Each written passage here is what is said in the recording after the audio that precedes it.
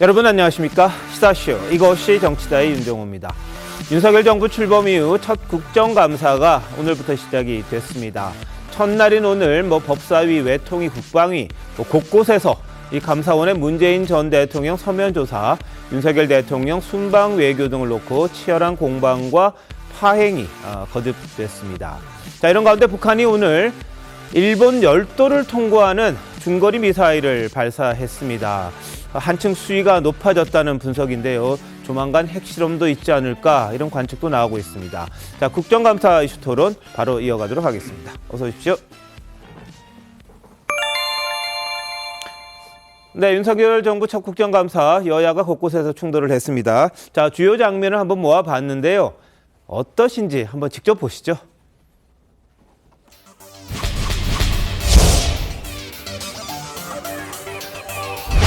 지금 윤석열 정권의 빈손외교, 굴욕외교, 심지어 막말외교에 대한 국민의 분노가 하늘을 찌르고 정권에 대한 기대감도 바닥에 떨어진 상태입니다. 박진 장관에 대한 회의장, 퇴장을 요구하는 거죠. 저는 외교부 장관에게 질문을 해야 되겠어요. 아니 다수 의석을 점유했다고 나가라고 윽박 지르고 말이지. 이게 정치 공세지 국감에 임하는 자세입니까?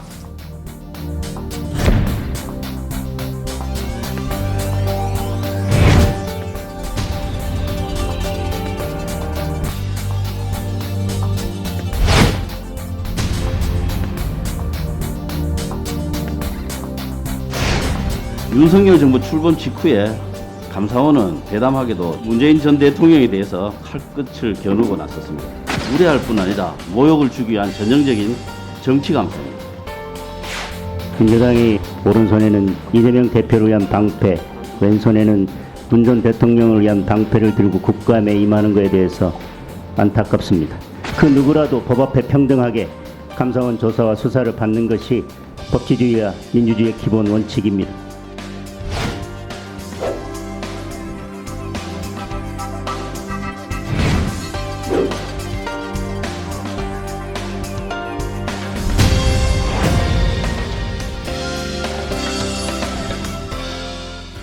네, 국정감사 오늘부터 3주간 열립니다. 14개 상임위에서 진행되고요. 중복되는 상임위는 이후에 합니다. 피감기관 783곳이나 되고요. 예상하셨겠습니다만 이번 국정감사가 새 정부의 첫 국정감사, 그러다 보니까 여당에서는 과거 정부에 대한 문제를 제기하려고 하고 지금 야권에서는 현 정부에 대한 문제를 제기하려다 보니까 곳곳에서 충돌, 이게 불가피할 수밖에 없다, 이런 전망이 있었습니다. 자, 성권 본부장님, 예상대로입니까? 어떻습니까? 예상대로죠. 관전 포인트 그러면은 과연 제대로 감사가 진행될지 예. 이것부터가 관전 포인트인 것이 저도 국정감사 처음에 다시 도입된 이후에 계속 30몇 년 동안 취재를 해왔는데 예. 제대로 정책 감사가 됐다는 평가는 한 번도 없었어요. 거의 다 정치감사, 예. 정쟁 이렇게 되는데 이번에는 특히 더 심할 수밖에 없는 것이 정권 교체 이후에 처음 실시되는 국정감사고 네네. 거기다가 이 국감에 들어가기 전에 여러 가지 돌발 변수들이 많이 발생을 했습니다. 예. 이 이재명 대표가 기소가 되고 또 수사가 본격화되고 있고 또 문재인 전 대통령에 대해서 감사원이 서면 질문을 추진을 했고 예. 이런 문제가 있고 또 윤석열 대통령 입장에서도 지금 민주당이 외교 참사라고 부르는 그 비속어 논란 같은 것이 민주당에서는 계속 문제를 제기를 하겠죠. 네. 그리고 또 영빈관 문제도 그 직전에 있었고 여러 가지 이 양쪽에서 정치 공세를 벌일 거리들이 상당히 많은 상황이에요.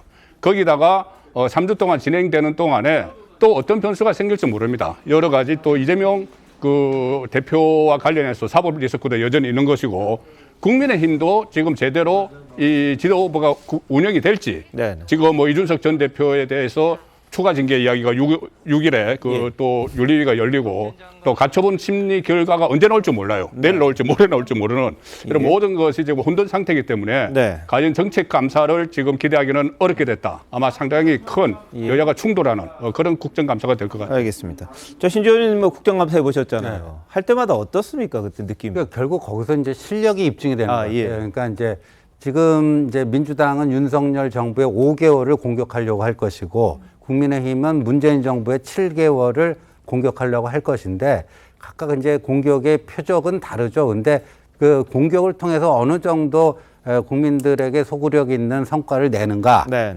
하는 것은요. 이 본인들이 얼마만큼 좀 팩트에 대해서 철저하게 준비를 하고 논리적인 그 접근을 하는가. 그래서 이 장관을 어느 정도 제압하고 굴복시킬 수 있을 정도의 실력이 되는가. 이 여부가 아닌가 싶고요. 근데 이제 뭐 목청 높이고 저렇게 박진 장관 나가라 하는데 저는 제가 그 민주당이면 저거 손해 행위 아닌가요? 왜냐면 타깃을 없애버리는 거 아니에요. 외교 참사라고 했으면 외교 참사의 주무부처 장관을 놓고 조목조목 따져갖고 그 실토를 받아내고 그 입증을 해야 되는데 그 타깃 자체를 그냥 나가버리라고 네. 뭘 보고 어떻게 공격을 할 건지 예. 뭐 그런 것부터 좀 의아합니다. 알겠습니다. 이거 야권에서는 좀 딜레마가 있을 겁니다. 이게 인정을 못하는 장관인데 장관이 없으면 또 질의하기도 어렵고 또 목표가 좀 불분명해지니까 그런 점도 있고요. 국정감사는 특히 야당의 무대인데 야당에서 이 국정감사를 파행시키기도 어려운 그런 상황이다 보니까 야당에서 어떤 전략을 가지고 여권을 상대할지 그것도 한번 봐야 될 부분이고요. 여당에서는 이제 전 정부에 대한 부분들을 끄집어내다 보니까 지금 정부와는 이제 선을 그려는 그런 움직임이 있을 겁니다. 그래서 여권에서도 이 전 정부에 대한 타깃, 그러니까 목표를 어떻게 설정할지 굉장히 이 복잡한 그런 상황이기도 합니다. 자, 저희들이 하나하나 좀 보도록 할게요. 국방위부터 가보겠습니다. 문재인 전 대통령에 대한 감사원 서면 조사를 놓고 이 격한 공방을 벌였습니다. 한번 보시죠. 감사원이 감사하는 정당한 업무를 정치 탄압이다. 정치적 감사라고 얘기하는 것은 있을 수 없는 일이라고 생각을 합니다. 당연히 해야 되는 거 아닙니까? 그런데 문재인 정부는 자료 공개를 하지 않았을 뿐 아니라 그 자료를 들고 대통령 기록관을 가져가 버려서 봉인해 버렸습니다. 진실을 밝히려면 그 자료를 봐야 되는 겁니다. 떳떳하다, 당당하다. 그러면 밝히면 되는 겁니다. 이미 지나간 사안을 철저한 얘기들입니다. 그리고 정리가 됐던 사안입니다. 이미 NLL선은 넘어갔습니다. 넘어간 상태에서 우리가 할 수 있는 일은 아무것도 없습니다. 6시간 아니라 어떤 상태에서도 대한민국 정부가 할 수 있는 일은 아무도 없다는 건 상식에 맞는 얘기 아니겠습니까? 뭘 어떻게 하라는 겁니까? 제발 윤석열 대통령에게 정확하게 얘기하십시오. 그렇게 하시면 안 된다. 위원장님, 그 진행 좀 잘해 주십시오. 지금 그 성일종 의원님이나 김기현 의원님이 한 거는 의사 진행 발언이 아니잖아요. 왜 그 진행을 제대로 안 합니까? 먼저 김영배 의원님은 의사 진행 누가 먼저 대표했어요? 정치 탄압이라는 말을 하지 말라고 하고 지릴 때 하시라고 지릴 때 밖에 하고 한 사람 똑바로 해야지 말이야. 아무리 뭐가 낫지. 제대로 좀 해야 잠깐만요. 자, 우리 의원님들 다 조용히 쉬고. 격조 있게 하십시오. 격조 있게. 네, 저기가 지금 국회가 아닌 것 같아요. 이 국방부에 가서 하는 것 같은데 외부에까지 가서 여야 의원들이 그냥 소리 지르는 모습. 과연 같이 앉아있는 국방부 관계자들은 어떤 마음일까 참 답답하기도 합니다. 자, 이승우 변호사 어떻게 보셨어요? 좀 정말 안타까운 것 같아요. 국민들께서 정치에 대한 불신이 굉장히 커져 나가고 있는 것 같습니다. 윤석열 정부가 나온 지 얼마 안 됐기 때문에 대한민국의 미래 청사진에 대해서 국민들이 관심할 것 같은데 너무 정치적 공방으로 여야가 다투고 있기 때문에 안타까움이 많이 있고요. 실제 문재인 전 대통령에 대한 조사도 할 수도 있죠. 근데 문제는 잘못한 게 있는 게 확인이 돼야 되는데 뭐 특별한 이유 없이 그냥 서면 조사서 보낸다라고 했을 때 당연히 문재인 전 대통령 입장에서는 불쾌할 수 있을 거라고 생각됩니다. 또한 그 자꾸 국회가 강대강 대치로만 가고 있잖아요. 마치 국민의힘 내부에서는 이준석 대표와 싸우고 있고 전 대표와 싸우고 있고 또 민주당과는 욕설 논란으로 싸우고 있고 외교 참사 논란으로 싸우고 있단 말입니다. 그러면 실질적으로 명분 없는 싸움들만 계속되는 거예요. 지금 경제 위기지 않습니까? IMF 이후로 무역 적자 6개월은 처음이라는 거잖아요. 그러면 경제 위기 문제와 관련해서 싸우면서 해법을 찾아가는 모습들이 좀 더 주가돼야 되는데 마치 사과 한마디 못해서 계속적으로 정치 공방만 되고 있는 이런 느낌이기 때문에 국민들께서는 굉장히 참담할 거라고 생각되고 서해 공무원 피격 사건에서도 좀 진실 발견에 초점을 둬야 되는 것이지 문재인 전 대통령에 대한 정치 공세라든가 이런 것으로만 비춰지는 것들이 마치 윤석열 정부의 지지율 하락을 만회하기 위한 어떤 용도가 아닌가 이런 의심까지 되고 있는 실정입니다. 네. 자, 최남희 변호사 보실 때는 어떠신가요? 일단 지금 이번에 이 국방위에서의 이 같은 경우에는 이 서해 공무원과 관련되어서 굉장히 쟁점이 되고 있습니다. 근데 이승훈 변호사님께서는 이게 어떠한 정치적인 목적과 의도가 있는 것이 아닌가라고 말씀을 주셨는데 그렇지 않은 것이 문재인 전 대통령께서도 대통령이셨을 때 이것에 대해서 정확히 알게 하겠다라고 얘기를 했고요. 네네. 정확히 진실 규명을 하겠다. 그리고 윤 대통령도 이 경선 후보일 때부터도 굉장히 많은 관심을 기울였고 지금 국감이 시작되고 나서 이 이슈가 올라온 것이 아닙니다. 감사원에서 상당히 오랜 기간 감사를 진행해왔던 것이고 이 감사가 진행됐건 또 마찬가지로 유가족들이 고발을 했어요. 그래서 고발과 관련되어서 지금 한 9개 기관이 감사를 하고 있기 때문에 이것이 과연 지금 국정감사가 시작됐기 때문에 이런 외교와 관련된 것 아니면 여러 가지 뭐 윤 정부의 여러 가지 것들을 없애기 위해서 이 서해 공무원과 관련된 것들이 이제 나왔다. 이렇게 보기에는 좀 많이 과장이 되어 있다. 이렇게 생각이 됩니다. 알겠습니다. 오늘 이종석 국방부 장관은 2020년 서해 공무원이 피격당할 당시 특별히 구조 지시가 없었다. 이렇게도 말을 했습니다. 한번 들어보실까요?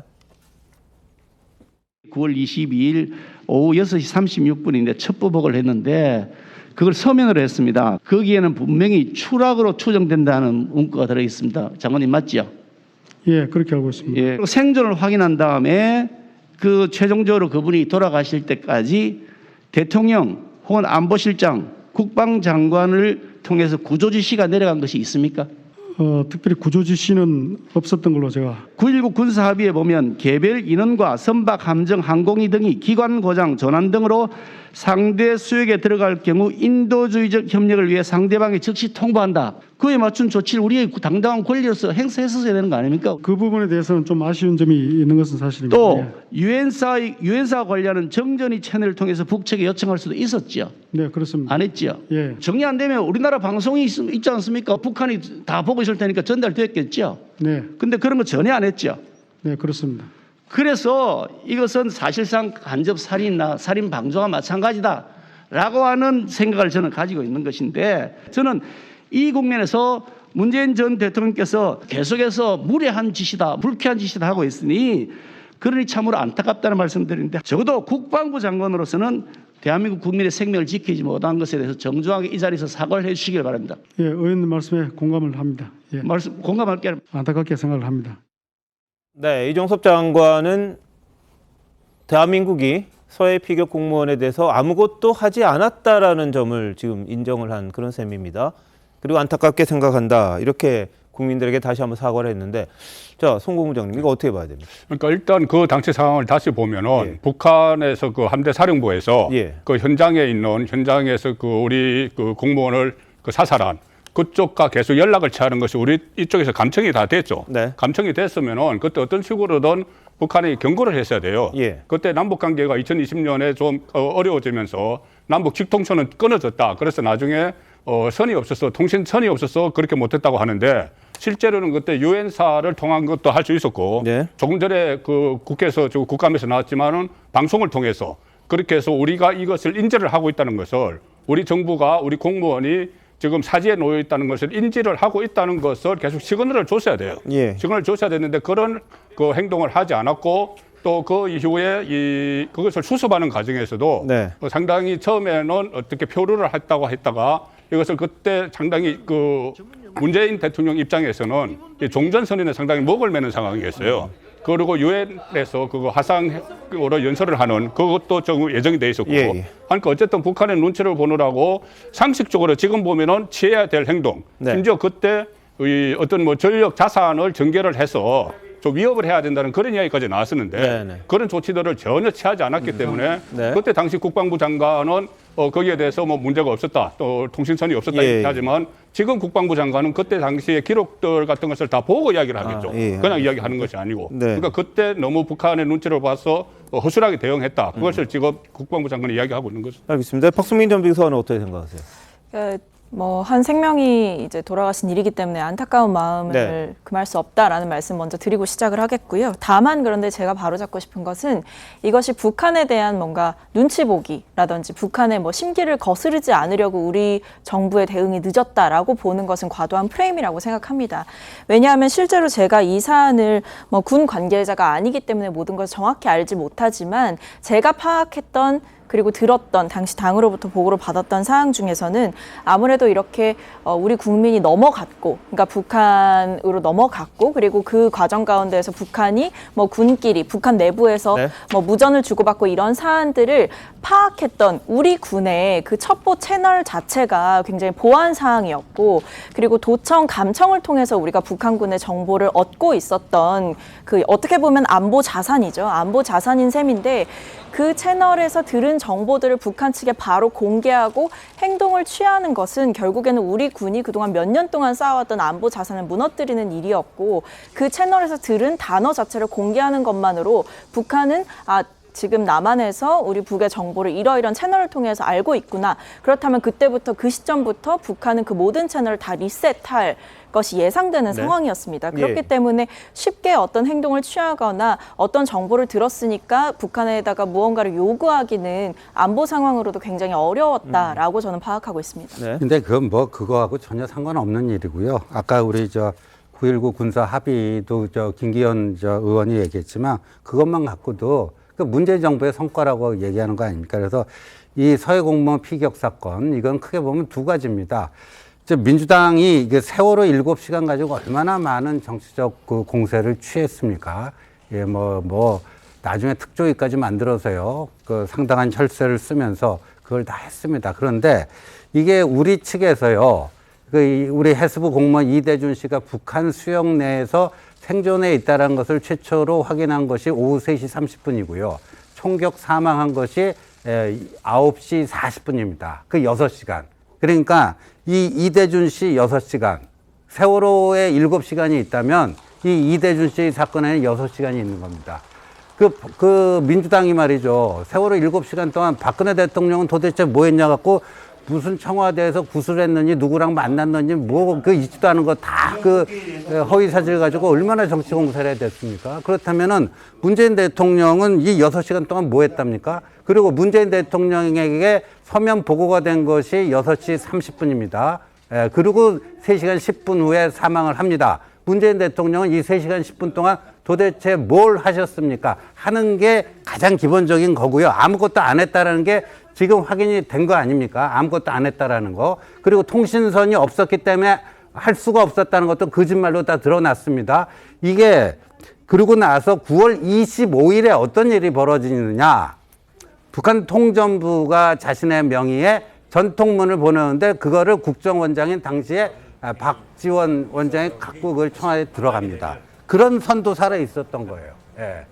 근데 이게 통신선이 없어서 못했다는 건 이건 거짓말이라는 거고, 두 번째는 왜 자꾸만 상황 파악에 있어서 이게 바뀌는가. 최초에는 실족해서 표류했다고 그러다가 두 번째는 월북 가능성이 있다고 그러다가 세 번째는 월북으로 추정된다면서 이게 계속해서 바뀌는 이유가 뭐냐. 그게 지금은 감사원 감사와 검찰 수사를 통해서 지금 어느 정도 이게 정보 조작이 이루어졌다라는 게 지금 확인되고 있는 중입니다. 예.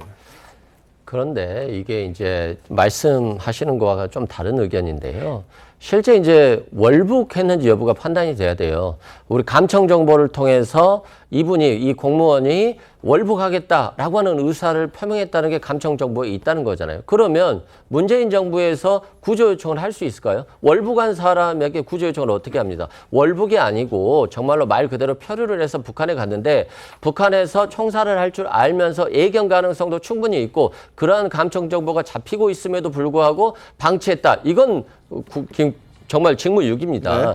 그렇지만 그게 아니라고 한다면 어떻게 월북한 사람한테 북한에다 대놓고 구조해달라고 요청을 할 수 있겠어요. 그래서 이 사라진 6시간, 5시간 얘기가 나오는데 그것은 그 당시의 상황과 맞춰봐야 된다 이런 생각이 들고 실제 이제 월북이냐 아니냐에 대한 판단을 윤석열 정부에서 해줘야 돼요. 왜냐하면 지금 실족에서 북한으로 넘어갔는지 NLL 넘어갔는지 아니면 정말 신변을 비관해서 자진해서 북한으로 넘어갔는지 이것에 대한 판단을 먼저 해줘야 돼요. 그래야지만이 문재인 정부가 잘못됐는지 여부를 또 판단할 수 있어요. 그런데 지금 과거 언론 기사에서는 구명조끼를 입고 어떤 튜브 같은 것을 가지고 있었다는 거예요. 그러면 이게 실족했음에도 불구하고 그걸 가지고 있었을지에 대한 판단이 되어야 되기 때문에 저는 막연하게 대한민국 국민이 정말 실족해서 북한으로 월북의사 없이 넘어갔는데 문재인 정부가 그게 사망할 것을 예견함에도 불구하고 방치했을 때 이게 이제 간접 살인이냐 이런 논란이 될 수 있는 것이지 그냥 막연하게 왜 못 구했냐라고 비판하는 것은 좀 부적절하다 이런 생각. 알겠습니다. 뭐 사실 여부에 대해서는 지금 조사가 진행 중이고요. 감사원도 뭐 일정 부분 결론을 낸 걸로 지금 보입니다. 14일 종결한다 그러고 국민적 상식선에서 이 결론이 나올 거다 이런 취지의 보도는 나오는 것 같습니다. 근데 다만 지금 문재인 전 대통령 조사를 둘러싸고 여야 간에 충돌하고 있는 부분이 있죠. 법사위에서도 이 감사원이 서면 조사 통보한 문제를 놓고 이 차질이 일어났습니다. 한번 보시죠. 감사원 문재인 전 대통령이 서면 질의서 발부했습니다. 즉각 거부했습니다. 이번 상황들을 보면서 최재 감사원장 더 이상 감사원장직 수행할 수 없다. 명확하게 드러났고요. 즉각 사퇴해야 합니다. 내용으로 보나 형식으로 보나 문재인 전 대통령에 대한 조사 시도는 무례할 뿐 아니라 모욕을 주기 위한 전형적인 정치 감사입니다. 감사원의 단독 결정이라고는 도저히 믿을 수 없는 정황입니다. 비열한 정치 보복이라고 생각합니다. 자, 이것이 2016년 11월경에 문재인 전 대통령께서 올린 페이스북입니다. 제가 이 시점에서 다시 문재인 전 대통령께 돌려드리겠습니다. 문재인 전 대통령이 감사원을 부정하면서 감사원의 감찰조사를 거부했네요. 그렇다면 감사원도 전직 대통령이라고 예우할 것이 아니라 그냥 피조사자로 다루면 됩니다. 적극적인 강제 조사를 촉구합니다. 무례한 짓, 조선왕조실록에서도 아마 흔치 않은 용어일 것입니다.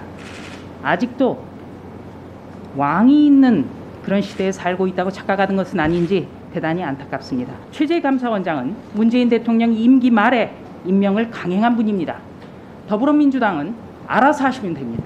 우리는 막을 힘이 없습니다. 네, 여야가 각자 자신의 주장이 담긴 피켓을 들고 들어온다고 그래서 서로 간의 회의 시작을 그러니까 서로 간에 충돌이 됐죠. 그래서 회의 시작이 좀 늦어졌고요. 결국은 피켓팅을 하지 않기로 한 다음에 이제 1시간 정도 지난 다음에 국정감사가 시작이 됐는데 뭐 역시 여야 간의 입장은 팽팽했습니다. 자, 최단비 변호사 어떻게 보십니까? 뭐 문 전 대통령에 대한 조사. 네, 말씀하신 것처럼 이 53분 지각 개의를 한 것이 이제 민주당에서 이 정치 탄압을 중단하라라고 쓰여 있는 피켓팅을 이제 노트북에 붙인 거예요. 네. 그러니까 국민의힘 의원들도 민생 국감을 하자. 정쟁 국감은 안 된다 이렇게 붙였다가 서로 결국은 안 하기로 하고 지각 개의가 된 것인데 저는 글쎄요 이 여와 야가 서로 어떠한 쟁점을 두고 충돌하는 것은 항상 있는 일이기 때문에 여기에 대해서 어떠한 반박을 한다기보다는 과연 이 서해 공무원 피격 사건과 관련된 것이 여야가 이렇게 정쟁을 하는 문제가 될 것인가가 의문입니다. 네. 첫 번째로 말씀드리는 것이 아까 이제 이승훈 변호사님께서 월북을 했는지 여부를 윤석열 정부가 먼저 파악해야 된다라고 했는데 파악하기 위해서 감사원이 감사를 진행하고 있습니다. 이 감사원이 감사를 진행하는 절차적인 단계에서 서면 조사를 요청을 했고 서면 조사를 거부를 했어요. 만약에 정말 지금 민주당에서 의원들이 얘기하는 것처럼 이것이 무례하고 정쟁을 위한 정치적인 의도라고 한다면 문재인 전 대통령께서 굳이 답변하지 않아도 되는 문제를 문재인 전 대통령에게 요구하면 그것은 문제가 되는 것이죠. 근데 그 당시에 있는 상황은 문재인 전 대통령밖에 알 수 없는 상황이기 때문에 감사원에서 서면 질의를 한 겁니다. 그리고 여기에 대해서는 어떠한 강압 수사를 할 수 있는 권한도 감사원은 고발하기 전에는 없습니다. 그래서 할 수 있는 절차를 한 것이고요. 그리고 이 월북을 했으면은 우리나라에서 아무것도 조치를 할 수 없습니까? 저는 그렇게 생각하지 않거든요. 우리나라 국민은 우리나라에서 보호해야 합니다.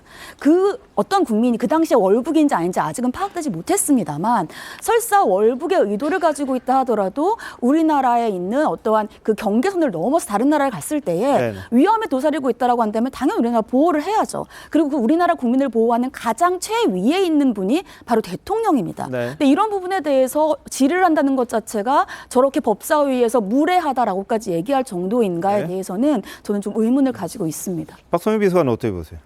근데 뭐 월북 여부 말씀해 주셨는데요. 사실 월북 여부 같은 경우에는 이미 저는 그 지난 날에 여야에서 보고를 통해서 보고를 받았고 그 국방부의 상세한 설명을 통해서 여야 간사들마저도 이거는 뭐 월북으로 볼 수 있는 확실한 증거가 있다라는 이야기를 저는 국방부에서 충분히 설명을 했다라고 알고 있습니다. 그런데 지금 상황에서 다시 한번 월북이라는 것이 월북을 했냐 안 했냐라는 쟁점이 떠오르고 있고 그동안 그 정부에서 파악해왔던 정보가 바뀌는 이유는 또는 해경의 발표가 바뀌는 이유는 사실 결국엔 정권이 바뀐 뒤거든요. 그렇다 보니까 과연 이 내용의 객관성이 왜 그때는 그렇다면 맞다라고 핵월북에 맞다라고 했고 지금은 또 아니라고 하는지에 대해서 사실 의문점이 생기는 것이죠. 예. 네.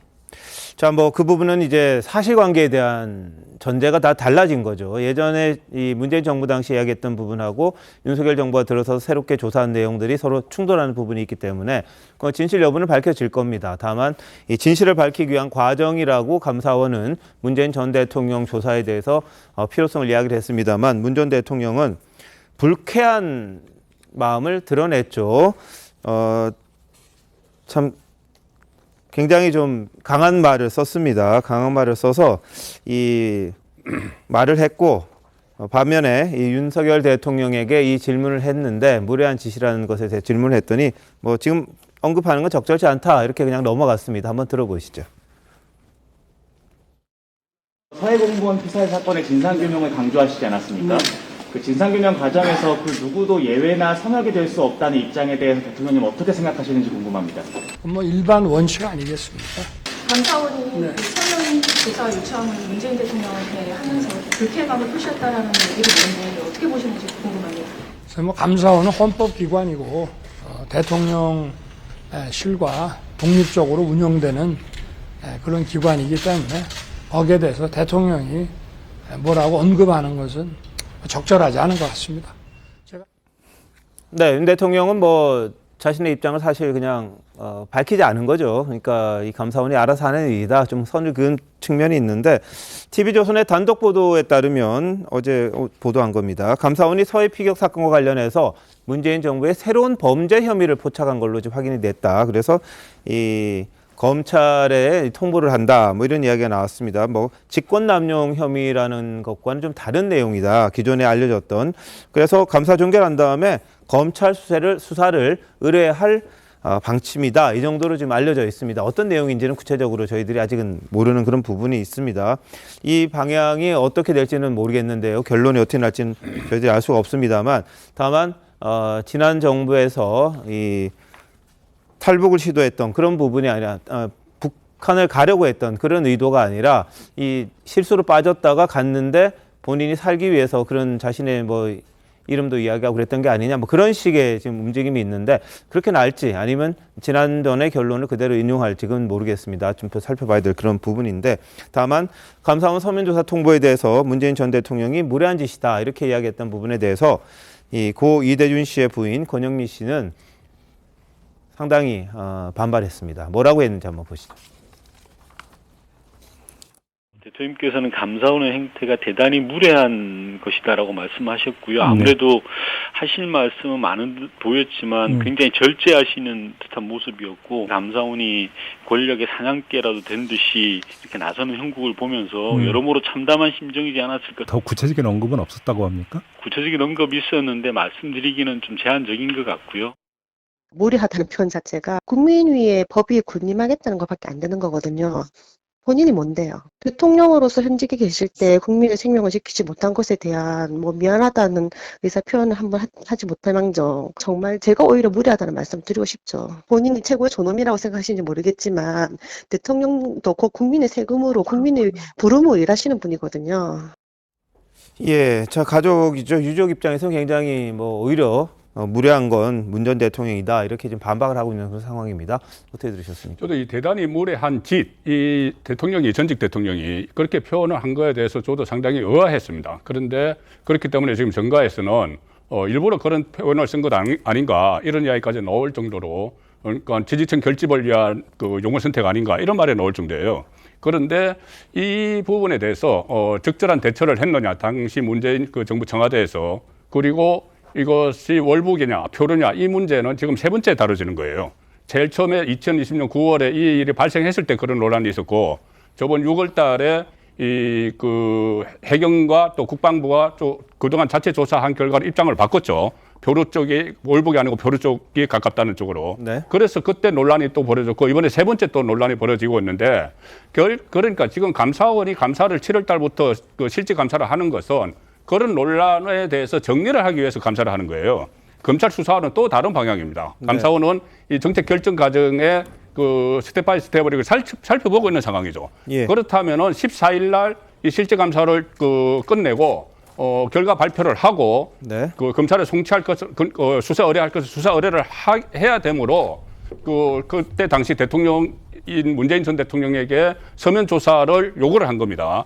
왜 그때 당시 대통령의 서면 조사가 필요하냐 하면은 그때 움직인 그 기관들이 국정원도 있고 대통령 국가안보실도 있고 또 국방부, 해양수산부, 해경, 정부기관들이 일제히 다 움직였거든요. 예. 그리고 심지어 그때 이 피살이 되고 나서 새벽 1시에 청와대에서 대책회의까지 다 열렸습니다. 네. 또 비서실장 주재로. 예. 그때도 국방부 장관, 국정원장, 안보실장 다 참석했어요. 그런데 그 문재인 당시 대통령은 참석을 안 했습니다. 그 청와대 안에 있으면서. 그러면 이 여러 가지 권력기관들을 한꺼번에 이렇게 통솔을 할 수 있는 사람은 결국 누구냐? 대통령밖에 없는 거죠. 네. 그렇다면 그 의사결정이 그렇게 내려질 때까지는 또 이 어떤 대처를 하는데도 네. 대통령이 종합적으로 그 모든 그 부처를 관장을 하기 때문에 마지막으로 14일 날 발표하기 전에 그 정렬해서 발표하기 전에 당시 대통령에 대한 서면 답변 정도는 충분히 확보를 해야 되는 감사원의 입장입니다. 네. 그런데 그것을 참 무례한 짓이다 이렇게 하니 어떤 뭐 정치적인 의도를 가지고 그런 용어 선택을 한 것 아닌가 이런 말까지 나오는 거죠. 알겠습니다. 자, 근데 문재인 전 대통령이 이제 과거에는 검찰 조사를 거부한 박 전 대통령을 향해서 이 피의자가 아니라도 진실을 밝힐 책무가 있다 이런 말을 한 적이 있었습니다. 한번 들어보시죠. 법 앞에는 만인이 평등합니다. 성역이 있을 수 없습니다. 대통령도 범죄 행위를 했다면 당연히 수사 받아야 하고 또 퇴임 후에 불기소 특권이 없어진다면 그때는 또 엄정한 법의 심판도 받아야 할 것입니다. 대통령은 설령 피의자가 아니더라도 앞장서서 국민들에게 진실을 밝힐 그런 책무가 있다고 생각합니다. 예, 이게 문재인 전 대통령이 대표 시절에 했던 이야기입니다. 그래서 이 과거 발언과 비춰봤을 때 지금이 좀 달라진 게 아니냐 이런 이야기를 해요. 근데 유족 측에서는 지금 노영민 전 비서실장, 이인영 전 통일부 장관 등을 추가 고발한다 그랬고요. 또 문 전 대통령도 고발하겠다 이렇게 이야기를 했습니다. 여기에 맞서서 민주당에서는 지금 릴레이 1인 시위를 시작을 했습니다. 감사원의 서면 조사 의혹에 대한 강한 반발의 입장을 드러냈고 감사원 앞에서 지금 1인 시위가 진행이 되고 있는데, 자, 이승우 변호사 어떻게 보세요? 저는 좀 많이 안타까워요. 문재인 전 대통령이 만약에 잘못이 있다라고 한다면 당연히 서면의 조사에 응했을 거라고 저는 보여집니다. 본인이 잘못한 게 없기 때문에 여기에 대해서 감사원의 조사 요구는 무리하다라고 본 거예요. 잘못이 있다면 당연히 검찰에서 강제 수사하지 않겠습니까? 잘못이 없기 때문에 저는 강제 수사를 못하고 있다 생각되고, 박근혜 전 대통령 그리고 이명박 전 대통령에 대해서도 왜 수사 촉구를 했었는데 못 하느냐, 왜 성역으로 자신을 두려고 하느냐 하는데, 박근혜 전 대통령은 3자 뇌물 등으로 직권남용으로 23년형을 받으신 분이에요. 이명박 대통령도 뇌물 횡령 등으로 17년형을 선고받았어요. 그 사건과 지금 이 감사원의 이 사건은 질이 다르다 이런 생각이 들고, 성역 특권을 주장하는 게 아니라 잘못이 없는데도 만약에 고발했다는 식으로 해서 전직 대통령 야당 대표 계속해서 불러들이고 소환하고 서면조사 요구한다면 네. 이건 정치 탄압이 될 수밖에 없고, 계속해서 여야의 어떤 강다경 대치로서 민생은 뒷전에 둘 수밖에 없는 상황이에요. 그런 시기에 윤석열 정부의 지지율이 낮은 시기에 왜 이런 것을 해서 경제에 집중하지 못하고 민생에 집중하지 못하느냐에 대한 비판인 것이고요. 당연히 문재인 대통령이 잘못이 있다라고 한다면 스스로 조사받을 겁니다. 네. 저는 박근혜 전 대통령 상황과는 완전히 다르다 이렇게 말씀드립니다. 알겠습니다. 자, 뭐 민주당에서는 지금 전직 대통령 조사가 감사원 차원에서 가능했겠느냐, 윤 대통령이 배후했을 거다, 이런 배후설도 제기를 했습니다. 묵인 없이 못했을 거다. 그리고 범국민 저항운동도 추진하겠다, 이렇게 이야기를 했어요. 일부에서는 촛불 집회까지 언급했다, 이런 보도도 나올 정도로 지금 상당히 격앙된 그런 분위기인데요. 자, 최단 변호사 어떻게 보십니까? 일단 저는 이것이 왜 정치적인 정쟁으로 가는 건가에 대해서 조금 의문이 듭니다. 아까 말씀드렸듯이 과연 아까 이승훈 변호사께서 말씀하셨지만 문재인 전 대통령께서 여기에 대해서 잘못이 없기 때문에 서면 질의에 답변을 하지 않았고 네. 잘못이 있었다면 당연히 답변을 하셨을 거다 이렇게 얘기를 하는데 저는 잘못이 없기 때문에 오히려 답변을 해야 된다라고 생각을 해요. 그리고 아직 검찰 고발이 되지 않았고 감사원의 감사이기 때문에 이거는 강제조사가 아닙니다. 네. 그리고 아까 윤 대통령께서도 선을 그었죠. 이거는 감사원은 헌법적인 독립기관 이기 때문에 어떠한 대통령실과는 무관하다. 정치적인 의도가 없다라고 얘기를 하고 있어요. 그리고 어느 가족이 우리나라 공무원입니다. 우리나라 국가공무원이 서해에서 표를 했는지 월북을 했는지 아직 밝혀지지 않은 상태에서 사망을 했어요.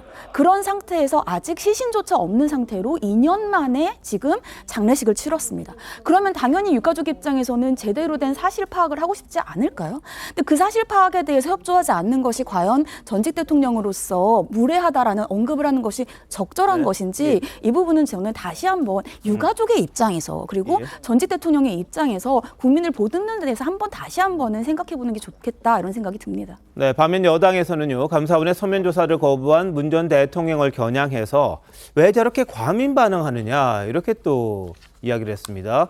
제왕의 추억, 이런 비판도 있었는데요. 한번 들어보시죠.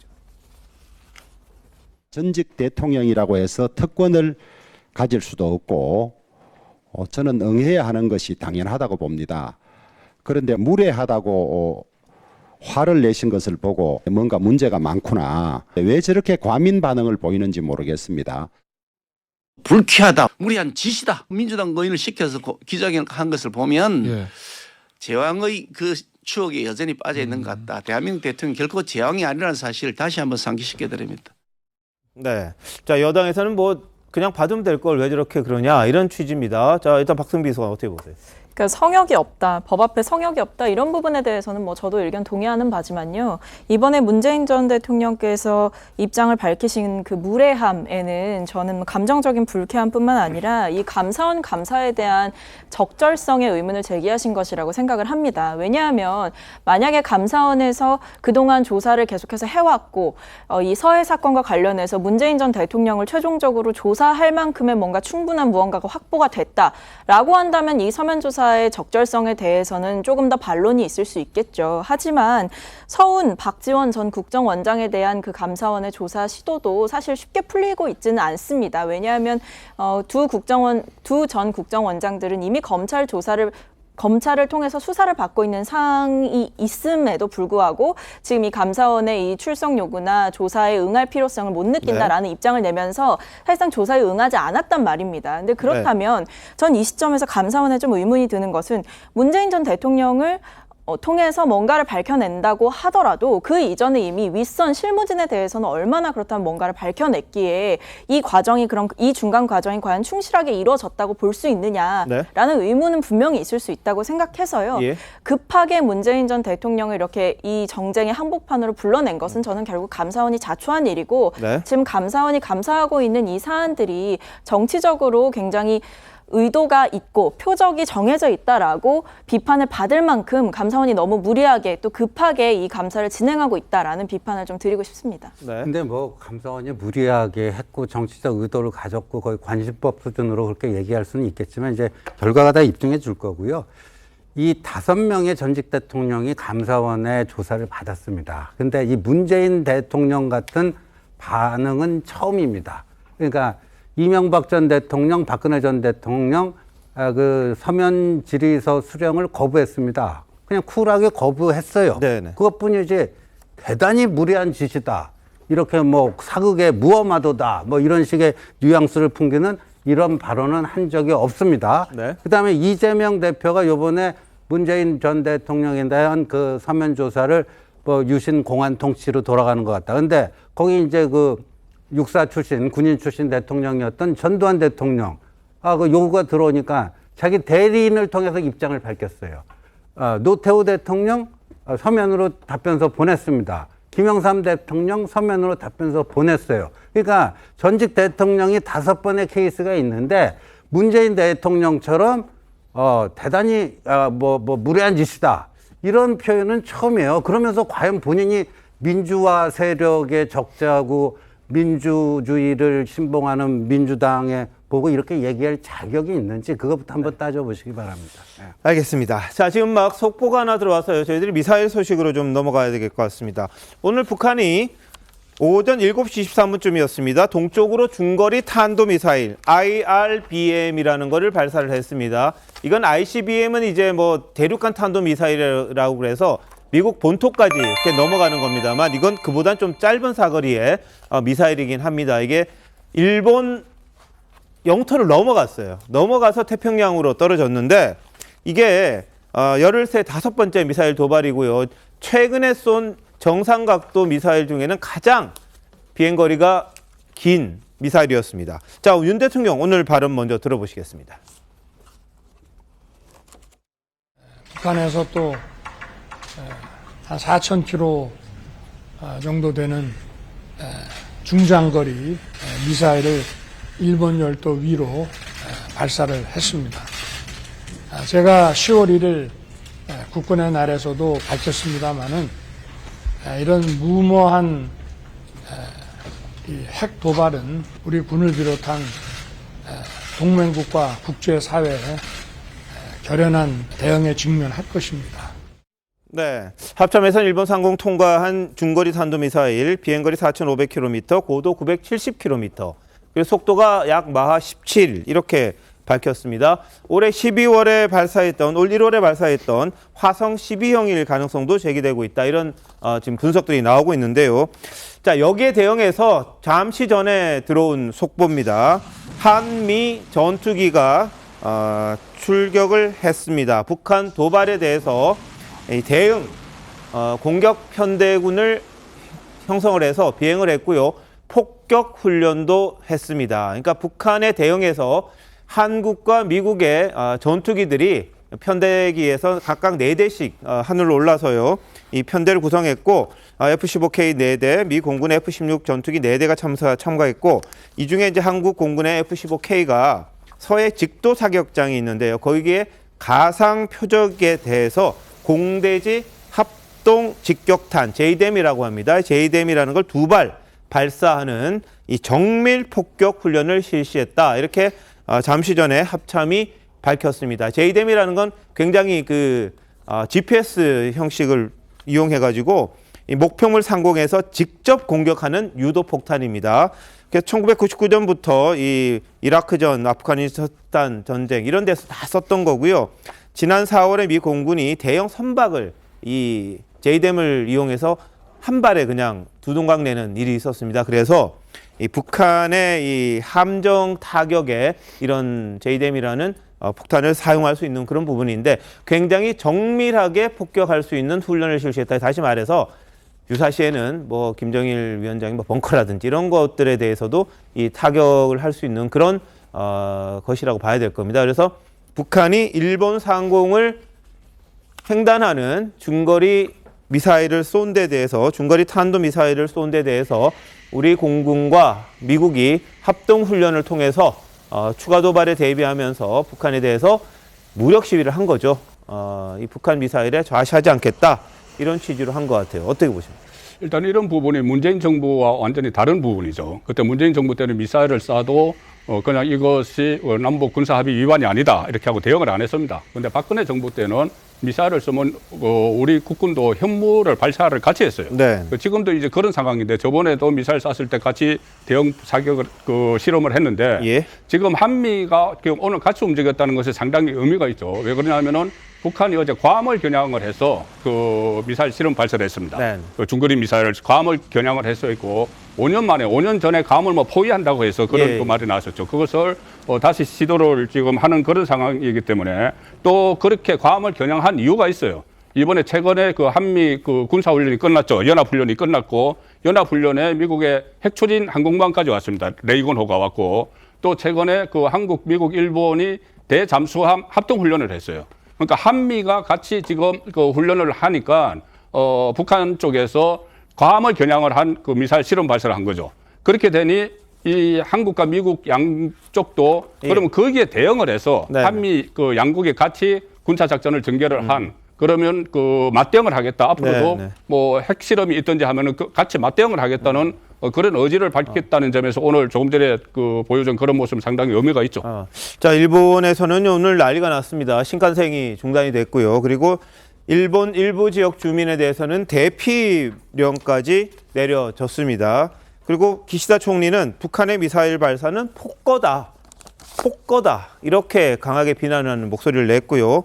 이게 일본으로 넘어가는 북한이 쏜 미사일 비거리로는 역대 최장이라고 합니다. 역대 최장.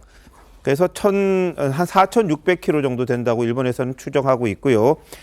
일본을 통과한 것도 2017년 9월 이후에 5년 만입니다. 5년 만. 그리고 최근에 뭐 열흘 사이에 엄청나게 도발을 많이 했는데 신재호 의원님, 이게 무슨 앞으로의 이 핵과 관련된 행동을 암시하는 거다, 이렇게 분석을 하더라고요. 예, 그런데요, 일본이 이건 자충수를 두고 있는 거예요. 일본은 무슨 북한은 일본에 대해서 뭐 재무장화와 군사대국화를 우려한다 그러는데요.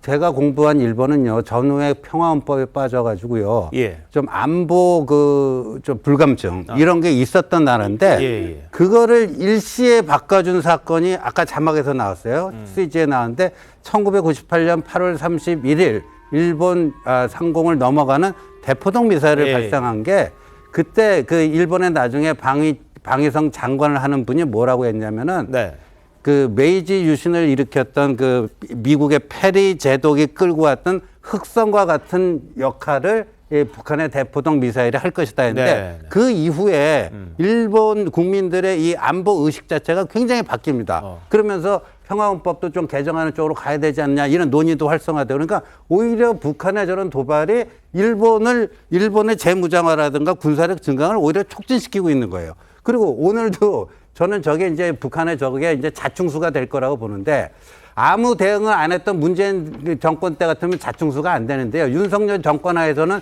저게 자충수가 될 수밖에 없습니다. 왜? 소련이 뭐 핵이 없어서 소련이 망했습니까? 스타워즈라고 해갖고 군비 경쟁하고 뭐 쏴대고 그러다가 미국에 그걸 당하지 못하니까 스스로 붕괴된 겁니다. 북한은 지금 그 붕괴되기 전에 소련에 비해서는 훨씬 국력이 취약한 거고요. 한번 저런 식으로 군비 경쟁하고 서로 그 과시하는 식으로 훈련하고 그러면 북한이 견뎌낼 도리가 없고요. 그리고 오히려 이게 한미 동맹뿐만 아니라 한미일 군사 협력을 촉진시키는 쪽으로 갈 수밖에 없기 때문에 결국 저거는 북한의 자충수가 될 것이다 이렇게 봅니다. 예, 뭐 지금 전문가들은 북한이 아마 7차 핵실험을 앞두고 이런저런 도발들을 다 지금 하는 거다, 시험해보는 거다, 이런 이야기도 하고 있는 그런 상황입니다. 지금 IRBM 중거리 탄도미사일 쐈고요. 이제 ICBM이나 핵미사일, 핵실험이나 뭐 이걸 순차적으로 할 가능성이 크다, 이렇게 보고 있거든요. 자, 이런 가운데 오늘 문재인 대통령이요, 14남북 공동선언 15주년이었습니다. 그러다 보니까 한반도 평화 포기할 수 없는 꿈이다. 한반도 운명의 주인은 우리다. 이 북한은 미사일 도발 중단하고 모라토리엄 약속 지켜야 한다, 이렇게 이야기를 했습니다만 대화 좀 계속해야 한다, 이런 취지로 남북관계 복원을 또 언급을 했거든요. 자, 이승 변호사 어떻게 보십니까?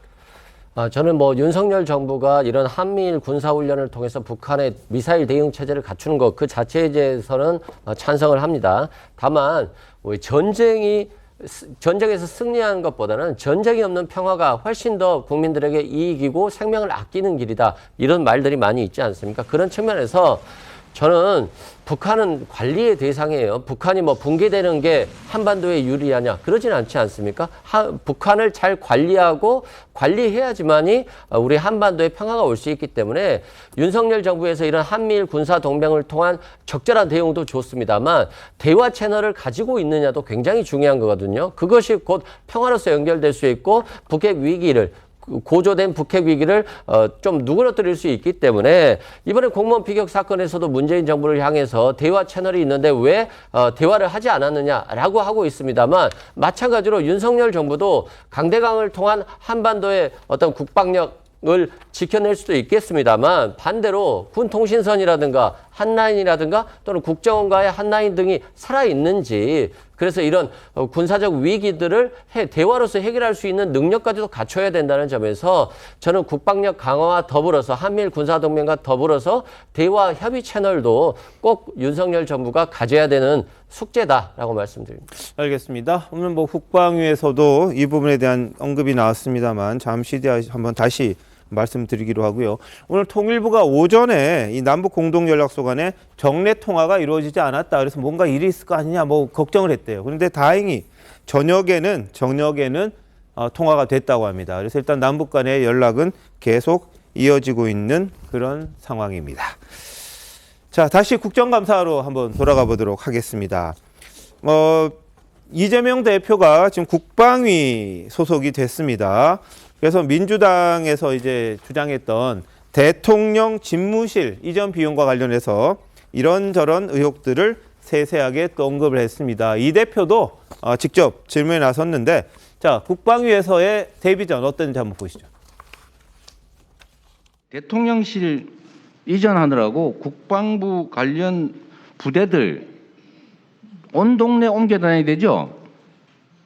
이게 거의 1조 원 가까이 비용이 들 거라고 추산이 되는데 대통령실 이전이 뭐 일이 중요하다고 이 국방부 관련 부대들 이전하느라고 이렇게 엄청난 돈을 써야 됩니까? 국방부의 의견은 맞다고 보십니까? 부적절하다고 보십니까? 1조 원이라는 그 말씀은 아니라는 제가 말씀을 질문은 드리고 평가를 돈으로 따지는 건 아니라고 봅니다. 그래서 국민과의 약속을 지키는 제가 차원에서 질문하는 거에 대한 답을 해보세요. 네. 종합적으로 적절하냐 부적절하냐? 적절하다고 생각합니다. 역사가 평가할 겁니다.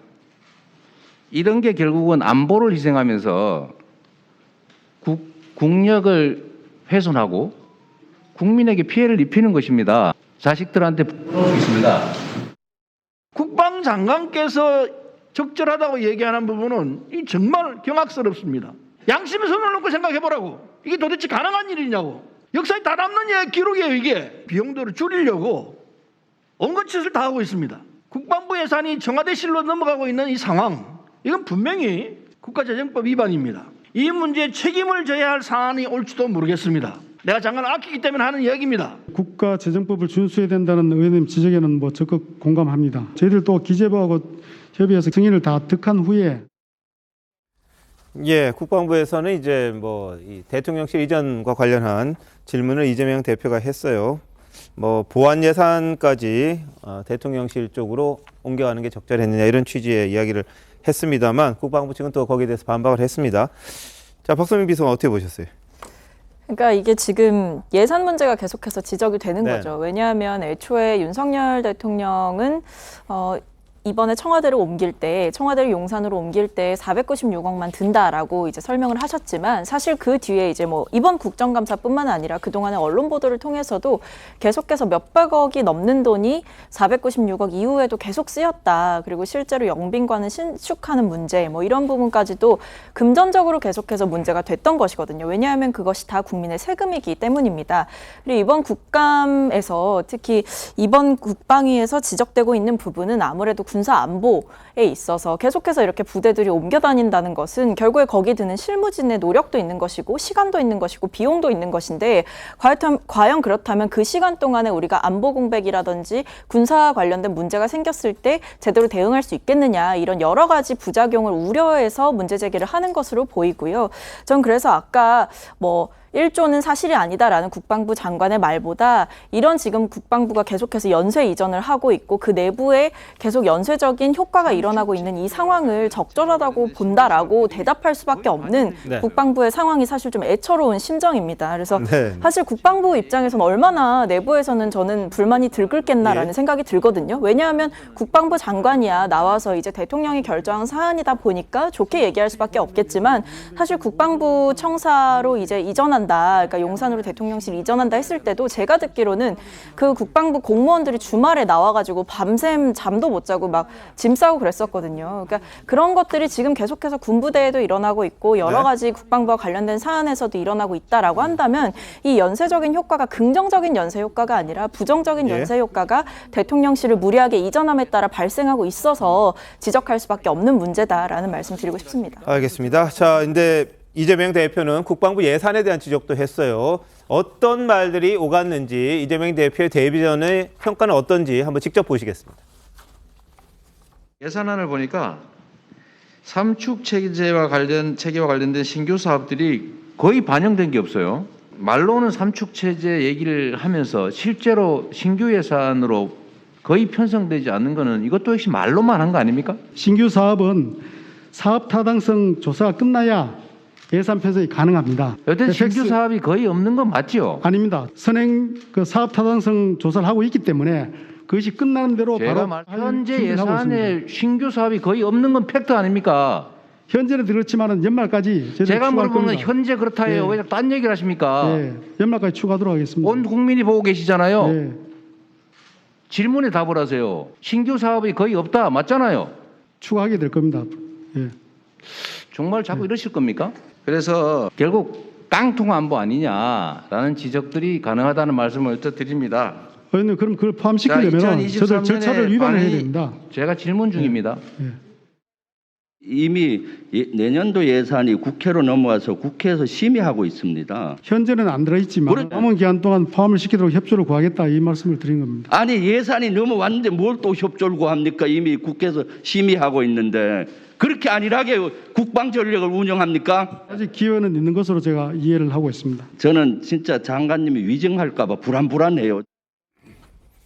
네, 이재명 대표는 신규 사업에 이 삼축 체계 관련되게 편성이 되지 않았다. 말로만 지금 하려는 게 아니냐 이런 취지의 얘기를 했는데 장관 입장은 이게 타당성 조사가 돼야 그다음에 예산 편성 요구를 할 수 있는데 그게 안 된 상황이어서 연말에 넣을 수 있는 기회가 있을 거다. 없다고 해서 안 하는 게 아니다. 이렇게 지금 설명을 하고 있는 단계예요. 그랬더니 이제 김병주 의원이죠. 장군 출신이죠. 그러다 보니까 옆에서 거들면서 이 장관이 이 절차를 위반해야 한다. 이런 말이 좀 걸렸나 봐요. 그래서 김병주 의원이 중간에 이제 설명을 하고 들어갔는데 어떻게 보셨습니까?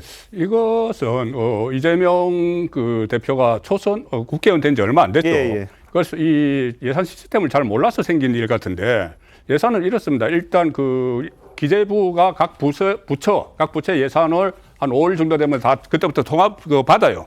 그래서 뭐 행안부에서 얼마를 요구하고 외교부 얼마 요구하고 국방부 얼마를 요구하고 합니다. 그래서 국방부가 요구한 예산에는 킬체인, 그러니까 킬체인을 비롯해서 한국형 3축, 거기에 예산이 5조 원 정도가 포함이 돼 있어요. 국방부 예산에는. 그런데 기재부에서는 국방부가 신청한 5조를 일단 빼놓은 거죠. 빼놓고 이것은 그것을 본 예산으로 편입을 시키려면 사업 타당성 조사가 끝나야지 그 예산에서, 그러니까 기재부 예산이 되는 거예요. 그리고 이 국방부 장관이 계속 연말 이야기하는 것은 그 연말까지 사업 타당성 조사가 끝나면은 그러면은 그 기재부와 그러니까 정부와 국회 사이에 과거에는 개수 조정이라고 했는데 구체적인 그 액수를 다시 짭니다. 다시 짜서 그때 최종안이 나와서 국회에서 그것을 표결에 들어가죠. 그래서 12월 되면은 이것이 사업 타당성 조사가 끝나서 통과가 되면은 삼축 예산 5조 원도 기재부 예산에 포함될 수 있다. 이것을 국방부 장관이 설명을 하는데 지금 이재명 그 대표는 그 부분에 그러니까 국방부 예산과 기재부 예산을 해서 기재부 예산은 아직 없죠. 그 부분을 이야기하는 거예요. 알겠습니다.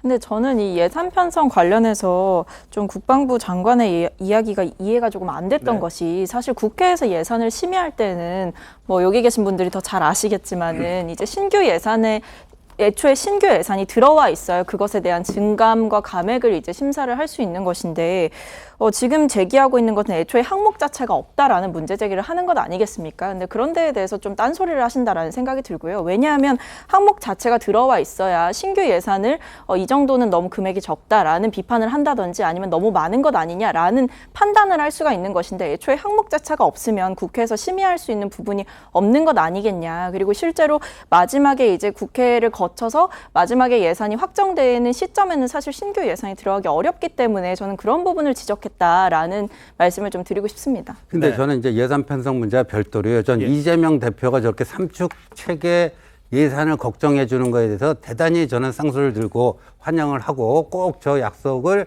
실천해 나가시길 바랍니다. 삼축 체계라는 게 이제 첫 번째가 이제 킬 체인이고 이게 이제 선제 타격인데 지난번 대선 과정에서요. 윤석열 당시 후보가 킬 체인, 그래서 선제 타격 경우에 따라서는 할 수도 있다 했더니 그때 이제 이재명 후보 민주당 쪽에서 뭐 전쟁광이다 뭐 이런 식으로 공격을 했어요. 뒤늦게나마 이제 반성을 하신 것 같고요. 네. 그래서 저거는 반드시 저렇게 되도록 앞으로 이재명 대표께서 처음 본인 국감 데뷔장에서 저렇게 질문을 하신 건데 저는 꼭 지키실 거라고 봅니다. 알겠습니다. 네. 자, 뭐 이재명 대표의 국방위 데뷔전 한번 보셨고요. 오늘 행안위 국감에서는 야당이 윤석열 정부가 거짓말로 일관한다 이렇게 규정을 했습니다. 그러자 고성이 오갔습니다. 보시죠. 사실 우리 윤석열 정부가 너무 참 이 거짓말로 일관합니다. 대통령실 이전 496억이면 괜찮다. 거짓말 아니었습니까? 대통령 취임식 명단 파기했다. 그 거짓말이었고.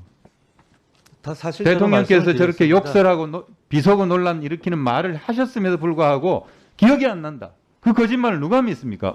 예, 이만희 의원님 어서 진행 발언해주세요. 지금 여당을 가리켜가지고 거짓말 전부다. 있지도 않는 사실 내지는 많은 논란이 있는 사실을 단정적으로 말씀하시면서 거짓말 정보로 몰아붙이는 그런 말씀들은 엄격한 주의를 주셔야 된다고 저는 생각을 합니다. 언제부터 우리 국회가 발언에 대한 통제를 받아야 됩니까? 저는 이만희 간사님의 발언에 대해서 매우 정말 이 문제가 있다. 이건 이만희 간사님이 사과해야 돼요. 거짓말 전부다. 얼마든지 얘기할 수 있는 거 아니에요? 이만희 간사님은 사과하세요. 의원님들의 발언에 대해서 통제할 의도 전혀 아닙니다. 통제하고 있잖아요. 들으세요. 뭘 들어? 안 들으려면 왜 이렇게 도린 얘기만 말아요? 검찰머리가 없잖아 지금. 누구한테 거짓말이라 그래요 지금? 어디가 감히 의원 발언에 대해서? 어느 감이라니? 누구한테 버리장머리라 그래요? 예의가 없잖아. 사과하세요 사과. 예의가 없어. 조금 감정을 좀 자제해 주시기 바랍니다. 예. 감히 의원 발언에 대해서 어디 감히라고 누구한테 버르장머리. 부끄러운 모습이죠. 하루 이틀도 아니고 뭐 매번 비춰지는 그런 모습인데요. 이 행안위도 이제 격하게 붙었습니다. 이상민 장관을 상대로 이렇게 질의를 하다가 윤 정부 전반에 대한 이상민 장관이 실세라고 다들 이야기를 하니까 거기에 대해서 이제 윤 정부 전체에 대한 부분을 이야기를 했는데 자, 이승우 변호사 어떻게 보십니까? 참 많이 안타까운 일이고 윤석열 정부를 거짓말 정부다 이런 얘기가 나오는데 자꾸 윤석열 정부가 말이 오락가락하는 건 맞아요. 과거에 대통령실 이전하면서 496억이면 충분하다라고 했는데 또 외교부에 관사를 짓고 있고 또 다시 외교부 관사는 너무 멀고 문제가 발생할 수 있기 때문에 다시 대통령실 관사를 또 새로 지어야 된다고 그러고 또 국방부 청사에서 대통령실이 나왔기 때문에 국방부 청사가 또 다른 곳으로 이전하고 또 합참이 다른 곳으로 이전하고 이런 연쇄 이전 비용이 있어서 1조가 훨씬 넘는다 이런 얘기가 나오거든요. 그런 측면에서 굉장히 경제적인 위기 상황에서 이런 얘기들이 나오니까 국민들 보기 굉장히 나쁠 것 같고 그래서 영빈관 문제도 이전한다고 했다가 철회하지 않았습니까? 그런 측면에서 저는 지금 윤석열 정부가 좀 정리를 한번 하고 갈 필요가 있을 것 같아요. 마치 이 XX가 미 의회냐 대한민국 국회냐 바이든이냐 날리먼이냐 이것 가지고 거짓말 논란이 계속되고 있는데 지금 이것 가지고 신경 쓸 시간이 있겠습니까? 사과 한번 털고 나가면 될 일을 계속해서 문제가 되니까 또 외교부 장관 해임까지 나오는 것이기 때문에 거짓말 정부라는 논란 자체가 실은 정치 공세를 떠나서 국민들이 그렇게 믿을 수도 있어요. 그런 측면에서 저는 윤석열 정부가 사건이 있으면 그때그때 뭔가를 위기 대응 능력을 발휘해서 끊어줘야 된다. 그렇지 않으면 굉장히 이런 정부의 지지율도 떨어질 뿐더러 민생 경제, 국민이 어려워지는 거예요. 네. 여러 분야에서 윤석열 대통령이 미숙한 부분도 있지만 저는 가짜 뉴스도 상당히 지금 많다고 봅니다. 지금 말씀하신 그 부분만 해도 496억 그때 윤석열 당선인 시절에 직접 그 차트 펼쳐놓고 브리핑했습니다. 그때 분명히 집무실 이전 비용이라고 했어요. 집무실 이전 비용. 그러면은 뭐 영빈관이든지 이것은 그 부대 시설이죠. 영빈관은 집무실 이전 비용 496억을 이야기했는데. 그 심지어 거기서 군부대 옮기는 것까지 전부 다 거기다가 해서 496억이 아니고 1조 원이다. 이렇게 해버리면 그것은 오히려 국민을 좀 혼동케 하는 것이고 또 이번에 그 런던 뭐 가고 뉴욕 간 데서도 여러 가지 가짜 뉴스가 있었어요. 예를 들어서 가장 대표적인 것이 이 참배를 안 했다. 그 참배를 안 하려고 2시간 늦게 출발을 했다. 그리고 또 무슨 뭐 무속 이야기를 했죠. 천공 이야기를 했는데 그 천공의 유튜브를 보면은 그런 내용 전혀 없습니다. 한마디도 없어요. 저는 봤어요. 6분짜리. 거기 보면은 우리나라의 장례 문화를 그냥 이야기를 해요. 그러면서 명분 없는 데 가면은 그냥 나쁜 그 교리 묻어온다. 이 이야기를 한 것을 가지고 마치 그것을 엘리자베스 여왕 참배를 안 한 것처럼 그것 때문에 안 한 것처럼 이걸 다른 가짜 뉴스는 다른 그 어떤 평론가들이나 아니면 방송에서 했지만은 그 가짜 뉴스는 민주당의 고위 당직자들이 다 했습니다. 정책위 의장, 정청래 최고위원, 김의겸 대변인. 그래서 미숙한 것도 물론 있지만은 거기에 여러 가지 그 가짜 뉴스가 뒤섞이면서 윤석열 대통령이 지금 상당히 저는 위기를 겪고 있다고 봐요. 알겠습니다. 뭐 출발 시간 늦어졌다는 거 뭐 이야기 있었는데 당사자들에게 좀 취재를 해봤더니 그건 또 사실과 좀 다르다고 이야기는 하더라고요. 근데 그걸 이제 민주당에서는 그렇게 비판할 수 있을 것 같아요. 시간을 좀 더 당겨서 가서 그걸 좀 여유 있게 했으면 더 좋았을 텐데 왜 안 그랬느냐? 그건 모르겠는데 원래 출발할 시간을 늦췄기 때문에 못 갔다. 이런 식의 이 비판은 좀 사실과 다른 것 아니냐? 뭐 이런 지적도 있는 게 사실입니다. 근데 저도 그 같이 갔다 왔던 기자에게 물어봤는데 이게 그 7시 출발이 공지가 된 건 한 번도 없어요. 마지막 그 8시 50분까지 행사 마치고 9시 출발이 공지가 됐고 그러니까 공지를 7시에서 9시로 바꿨다고 하는데 그런 적은 없다는 거예요. 바꾼 적은 없고요. 7시쯤 이제 모인다 이런 취지로 공지는 했다고 합니다. 근데 출발할 시간은 9시쯤 될 거다 이런 이야기 했었는데 예정대로 떠났는데 아마 민주당에서는 처음에 공지된 7시를 보고 7시에 가야 되는데 9시에 간 게 아니냐 이렇게 비판하는 것 같은데 사실관계 근거해서 하는 거는 모르겠는데 그게 아닐 경우에는 서로 간에 좀 그런 부분 억지성은 좀 없어야 되지 않겠냐. 이른바 가짜뉴스에 의한 거는 좀 없어야 되지 않겠냐. 이런 지적들도 계속 나오고 있습니다. 뭐 팩트를 가지고 뭐 비판하는 거에 대해서는 누가 뭐라 그러겠습니까? 외통위 국감장은요. 시작 때부터 박진 외교부 장관의 퇴장 문제를 놓고 또 충돌했습니다. 한번 보시죠.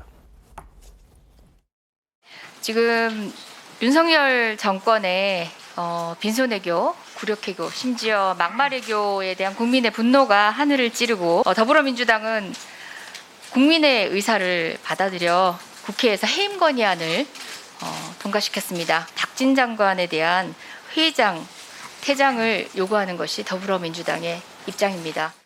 빈손 외교다, 외교 참사라고 얘기를 하면서 열심히 일하고 있는 외교부 장관을 일방적으로 해임 건의안을 통과시켰습니다.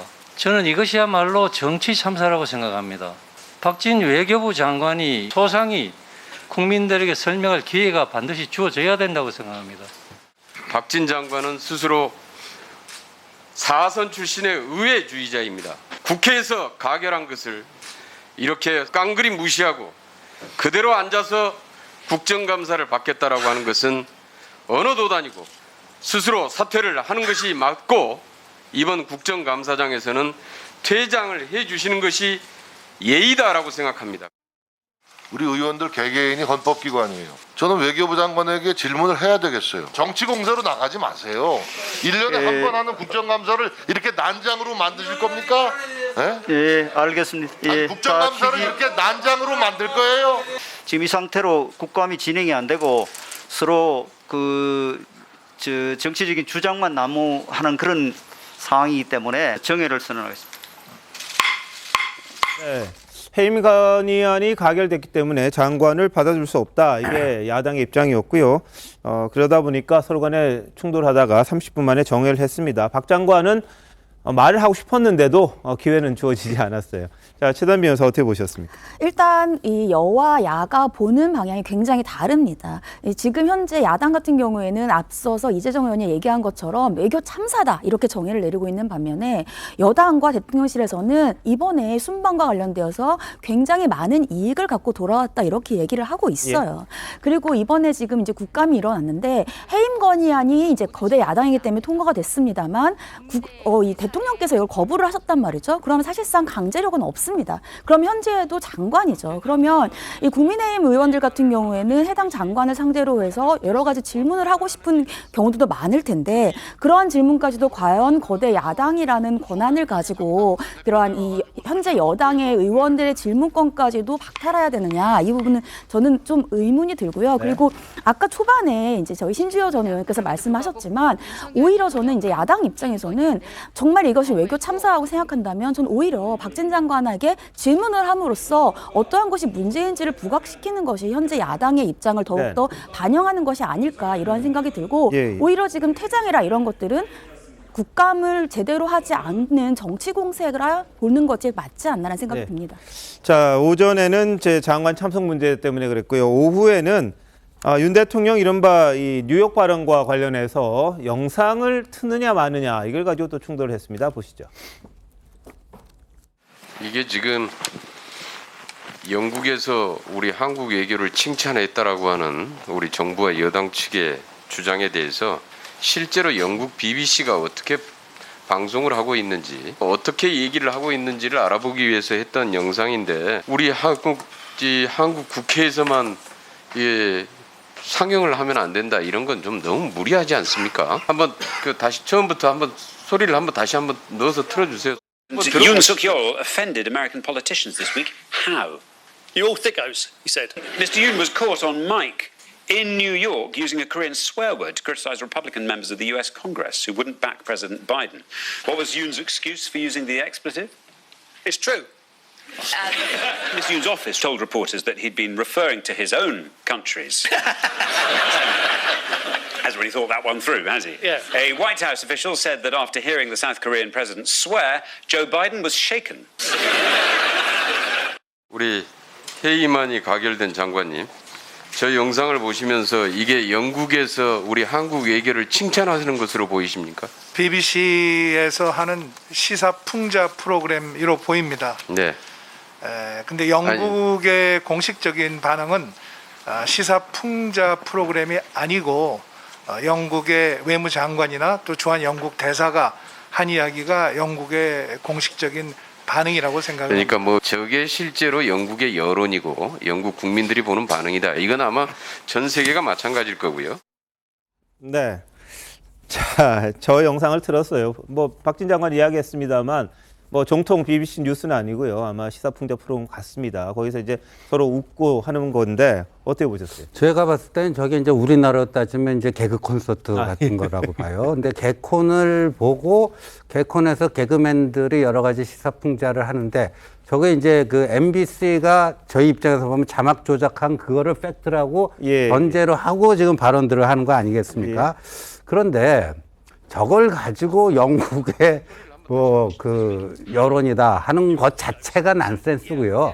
그리고 지금 외교 참사 얘기하면서 조문 갔다가 조문도 안 하고 왔다. 그러면 영국 입장에서는 굉장히 불쾌하고 기분 나빠해야 될 거 아닙니까? 근데 며칠 전에 영국 외무부 장관이 왔습니다. 와서 우리 박진 외무부 장관하고도 회담을 하고 윤석열 대통령 예방하면 한 자리에서 뭐라고 했냐면 요번에 윤석열 대통령을 비롯해서 한국 국민들이 보여준 거기에 대해서 깊이 감동받았다. 그러면 민주당 설명대로 하면요, 영국 외무부 장관은 뭐 벨도 없고 자존심도 없고 바보 같은 사람이에요. 그 와가지고 아무것도 안 하고 조문도 안 하고 뭣도 안 하는데 그 나라 대통령까지 찾아와서 감동받았다 그런 얘기를 한다는 것 자체가 그러니까 좀 정확한 걸 알고 저런 것도 좀 저런 거를 갖고 국감장에 나타나는 거에서 좀 부끄럽게 생각해야 되는 거예요. 그러니까 우리나라 뭐를 그 개콘 거를 갖고 왔고 뭐 일본 의원들이 그거 띄워놓고 어쩌고 저쩌고 하면 한국에서 뭐라고 하겠습니까? 그리고 해리스 부통령이 서울에 왔을 때 가장 정확하게 얘기를 해줬죠. 이건 디스인포메이션이다. 네. 그러니까 미스인포메이션은 의도성이 없이 우발적인 실수인데 이거는 굉장히 의도성을 가지고 가짜 뉴스를 퍼뜨린 것이다. 그거죠. 예, 박수민 교수가. 근데 뭐 영국의 공식 반응이냐 아니냐 솔직히 제가 봤을 때 이거는 너무 비생산적인 논쟁인 것 같고요. 그리고 사실 저는 저 영상 보면서 되게 기분 나빴습니다. 왜냐하면 윤석열 대통령의 미숙함이나 부족한 부분에 대해서 우리 국민이 또 비판하시고 이러는 거는 뭐 여당과 야당 할 것 없이 뭐 다 동의하실 텐데요. 그런데 저렇게 이제 외국 풍자 프로그램에서 다뤄질 정도로, 그러니까 시사풍자라고 하는데 시사풍자에서 개그 소재로 윤석열 대통령의 해명이 다뤄진다라는 것만큼 사실 우습고 부끄러운 일이 어디겠습니까? 그런 점에서 그것이 불편하고 좀 국민으로서 화가 나는 지점인 거죠. 네. 알겠습니다. 뭐 보시는 분마다 입장들이 다 다르긴 한데요. 잠시만요. 대한민국 이슈의 중심 시사쇼 이것이 정치다. 여기까지입니다. 내일 다시 찾아뵙겠습니다. 고맙습니다.